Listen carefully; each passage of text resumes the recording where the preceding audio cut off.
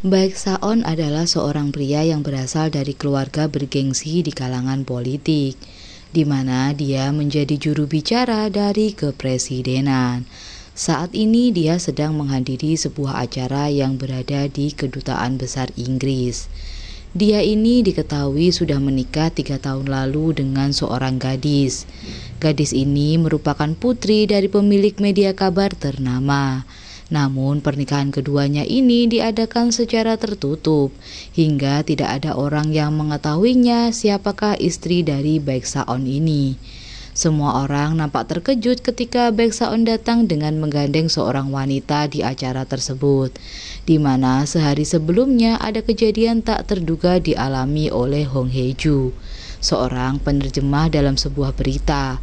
Saat pembawa acara bernama Nayori menyampaikan berita terjadi error dan kendala penayangan. Kemudian setelahnya ada breaking news berasal dari kantor kepresidenan. Semua orang sedang bersiap menunggu juru bicara kantor kepresidenan. Hae-ju pun diminta untuk meninggalkan studio karena tugasnya telah usai. Nampak para kru ini sedang memuji jubur kepresidenan, termasuk juga Nayori sang pembawa berita. Tetapi mereka semua ini tidak mengetahui bahwa istri dari juru bicara ini adalah Baek Son yang sebenarnya adalah Hong Hae-ju. Baek Saon mengumumkan bahwa pasukan Korea telah diculik dan para sandera meminta uang tebusan. Dengan tegas, Baek Saon mengatakan tidak akan mengabulkan permintaan para penyandera ini. Hal sebaliknya ditunjukkan oleh Hae-ju yang mengacungkan jari tengahnya ke arah layar Baek Saon. Setelah selesai, Baek Saon meminta para awak media bekerja sama dengan pemerintah. Salah satu jurnalis bernama Jang menyatakan jika mereka ini dibungkam, maka akan tercipta sebuah berita sensasional. Namun Baek Saon mengatakan jika pemerintah tidak mengecoh, maka masyarakat tidak akan percaya. Setelah mengadakan konferensi pers, Baek Saon meminta stafnya mengecek semua berita yang ada di media. Tiba-tiba ponsel dari Baek Saon terus berdering karena banyak pihak yang menghubunginya, termasuk dengan Nayori. Sementara itu Hong Hae-ju bertemu dengan mertuanya. Dia diminta untuk mengundurkan diri dari pekerjaannya karena mertuanya takut identitas dirinya akan terungkap. Hae-ju mengalami mutisme selektif karena kecelakaan pada masa kecilnya. Dia memilih untuk tetap diam, tapi dirinya masih dapat mendengar dengan baik. Sang ibu terlihat memarahinya, kemudian ketika dia akan pulang, hujan pun turun sangat lebat. Dia pun akhirnya pergi menggunakan mobilnya. Namun tiba-tiba mobilnya melaju di luar kendali. Saat dia akan menggunakan rem, ternyata tidak berfungsi. Terlihat ada orang yang mengawasinya dan memantau pergerakan dari mobil Hae-ju. Tiba-tiba Hae-ju terhenti dan teringat dengan kasus yang dia bacakan, di mana seseorang meretas navigasi dan mengendalikan mesin mobil tersebut. Terlihat di sini ada sebuah truk besar yang menuju ke arah mobilnya.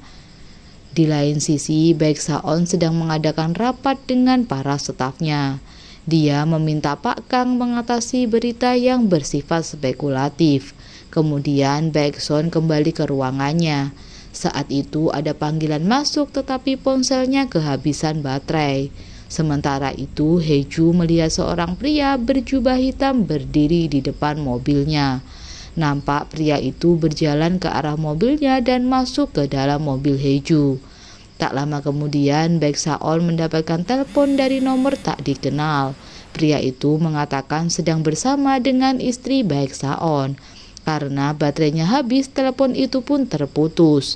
Baek Saon kemudian menelepon ibunya dan menanyakan keberadaan Hae-ju. Ibunya menjawab Hae-ju bersama ibunya setelah makan malam. Baek Saon pun meminta Pak Kang melacak nomor tak dikenal.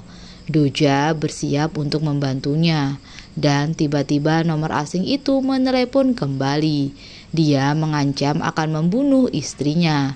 Namun Baek Saon nampak tidak peduli, justru dia menantang pria itu untuk membunuh Hae-ju.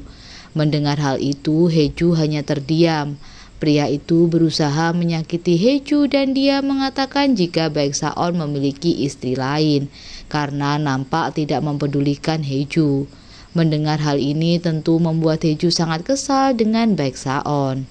Pria ini pun berusaha menghubungi Baeksaon kembali dan mengatakan bahwa ponsel yang dia gunakan adalah ponsel sekali pakai. Tentunya hal ini tidak dapat dilacak.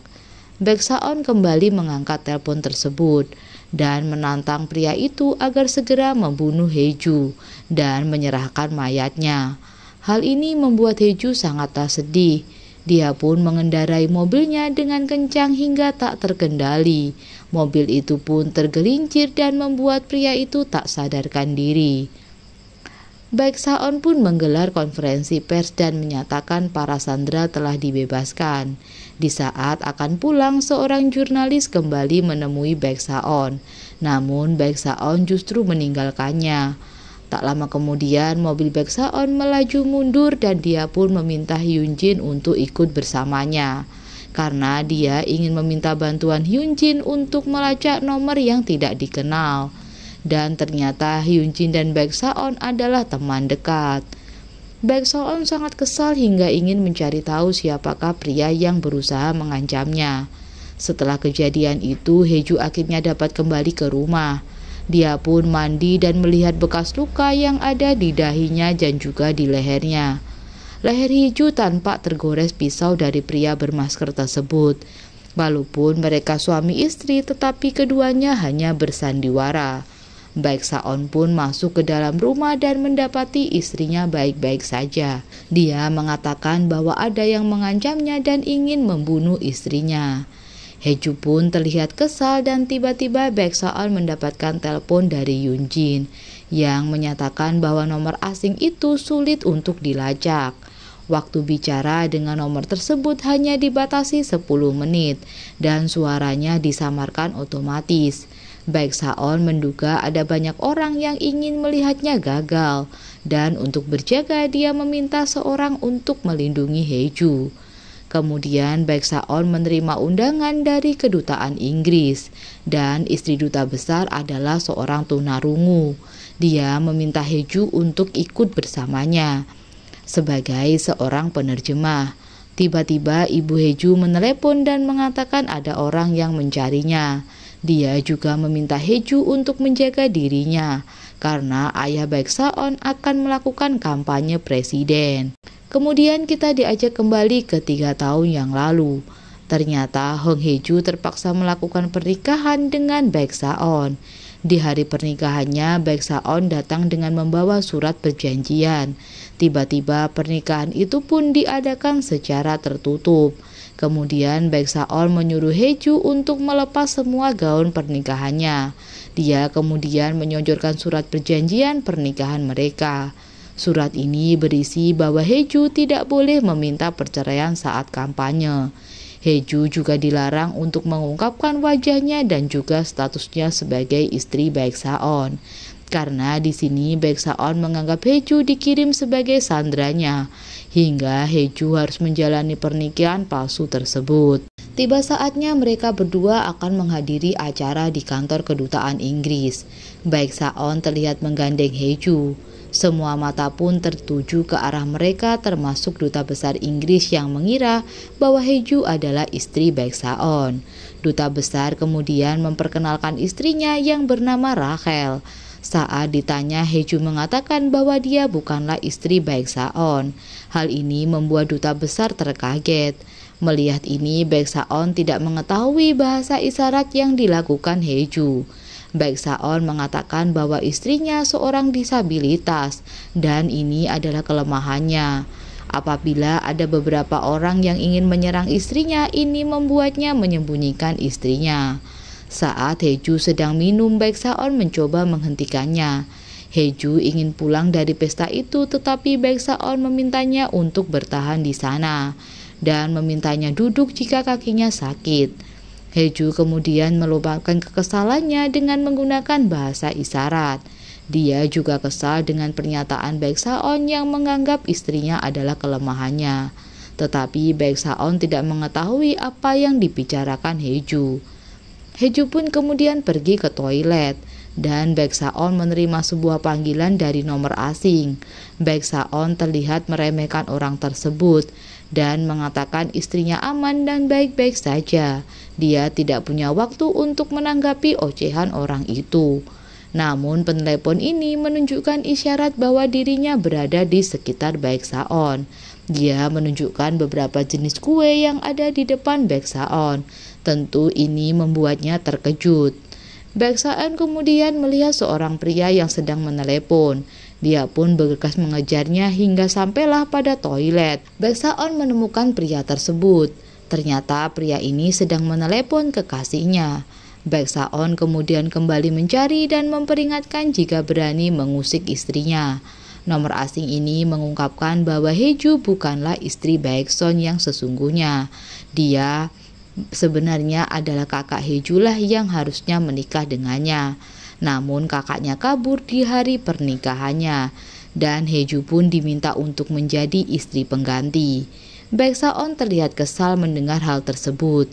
Ternyata penelepon ini adalah Heju sendiri, karena sebelumnya Heju sangat tak kesal mendengar pernyataan Baek Saon yang tidak peduli dengan keselamatannya. Dan saat itulah Heju pertama kalinya berbicara kembali dan menjadi pria bermasker untuk menghubungi Baek Saon kembali. Saat itu dia melajukan mobilnya dengan kencang. Kemudian Heju mengambil ponsel pria tersebut dan menantang Baek Saon untuk menyingkirkan Heju dan mengembalikan semuanya. Jika dia tidak mengungkapkan rahasia pernikahannya, Heju juga berpura-pura meminta uang 2 miliar won. Namun Baek Saon menyatakan dengan tegas tidak akan menuruti permintaannya untuk meninggalkan Heju. Heju kemudian meluapkan semua apa yang terjadi pada dirinya saat pria itu mencoba membunuhnya dan menggores lehernya dengan pisau. Selain itu, mobilnya tergelincir. Hal ini membuat Baek Saon sangat marah. Karena sudah 10 menit Heju pun mematikan teleponnya. Dia sangat takut dan dia berencana untuk tidak ketahuan. Sementara itu Baek Saon terlihat sangat marah.